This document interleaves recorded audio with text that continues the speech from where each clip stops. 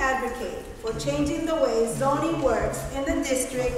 How, so, and why? I would have to learn how zoning works, and then I can let you know if I can advocate or not. Next. I would have to hear from our community loud and clear, and I think if it's a topic that resurfaces, I think we need to reach out to our community and say, is zoning an issue, and are your concerns for your children caused by zoning? And then we can address it in an open forum as a board. Nothing is off the table with this board, but we do need parent input and school feedback to understand where we need to go with zoning. Next. I just feel like I would have to understand how zoning works. I'm sorry. That's it. Say again. Say again, Sunita. Oh no, I said I would just I would agree with you that I would have to understand how zoning works before I can say anything. So zoning is just so complicated because on the one hand, we all think it would just be so great if every kid could go to whatever school they pick. On the other hand, I think neighborhoods are stronger when every parent and every child can get to school easily. And so I am in favor of something that would be an alternative to really strict geographical zoning, but would basically involve a lot more schools or parts of schools experimenting with choice schools, not to dezone the whole district all at once. Like the fancy colleges, they know that a college is too big for everybody to know each other. So they break down into dorms or dining halls, and they make these little communities within their big thing. And I think that we can do that and do something with zoning that's creative that way. Based on what I know about what's going on in the district right now with zoning, I think that I've gotten the understanding that dezoning is not necessarily the most popular opinion. I don't agree with dezoning. I find it scary as a parent to not be able to at least have a neighborhood school to fall back on, even if I choose to apply to a choice school or all the choice schools. Like I can do that now, and get those responses from the schools. I think that making any rash decision without data, without an understanding of how it's going to impact this huge district, is a fallacy. So we shouldn't do that. Bueno, a mí me encanta abogar por las leyes que son justas. I like to vote for laws that are just. I like to advocate for the law. Advocate, yes. Y a mí lo que me encantaría es I would like to.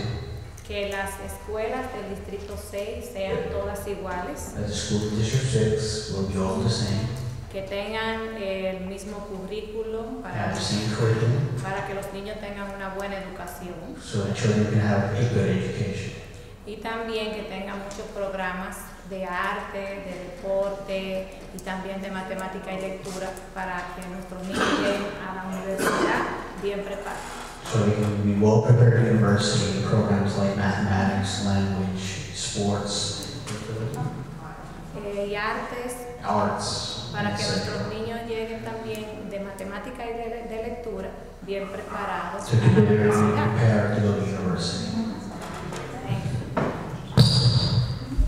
I mean, bluntly stated, if there are any more school closures in District 6, I don't see any way to avoid some kind of rethinking on zoning. Bluntly stated, as things stand today, if more schools close, if more schools fail, we're going to have to really do some radical thinking on zoning. That being said, I grew up at a community school. I grew up 3 blocks from my house in Queens. I grew up 4 blocks from my junior high school. I went to STI, I traveled, and I was an hour and a half a day trying to get to school. And then I went to City, which was, which is about the same. So I know what it is to travel, and I know what it is for community school. We need community schools, but the fact is, and the reality is that if we don't get every school up to snuff, it's going to be we're going to have to do some radical thinking on what it is to zone a district here. One thing I do know is I don't want to go through this whole dezoning thing again. I mean, it was just so divisive that I just can't imagine that we're going to pursue that as a group. Or, if I'm a part of this group. On the other hand, what I've really learned is that there are a lot of parents in the district who feel trapped with their zone school. And so we got to put our heads together to figure out how to serve those parents. I'll leave it at that. So the state gave the CEC the one responsibility, the one legal right around zoning. Why? Because we are close to communities. So we absolutely have to hear from the community as to what they want. We need to recognize there are inequities, that people feel trapped. We need to get more information out about the actual robust number of choices that we have. We need to be open to the possibility of zoning for equity, not necessarily only in our district. That there are mechanisms of action by which changes in zoning lines could affect student outcomes.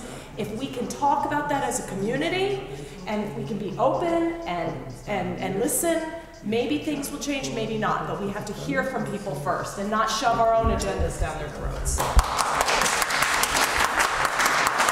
I totally agree.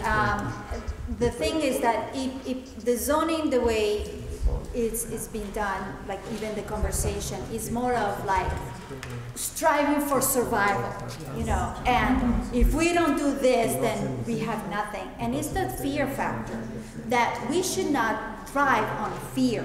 We should thrive on futuristic vision of what we can do as a body for our children, the potential in unity, and how our strengths can get act together to really get our schools to thrive, so that they are, our parents, the parents that, you know, I represent, ELL parents, they don't want to travel, you know, as it is, you know, it's too complicated life to really have to go all the way to the other side. So we want to strengthen our schools, and that's what we would like to do, is just more than that, not to zoning.